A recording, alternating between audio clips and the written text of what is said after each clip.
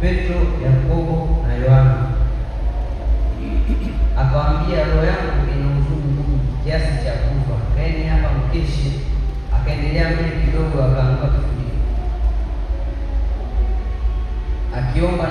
akiomba ya kuwa ikiwezekana saa hiyo imwepuke.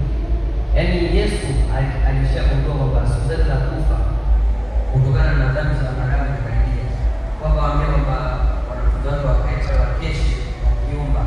Yeye akasogea mbele kidogo, akaanza kufundisha, akaanza kuomba,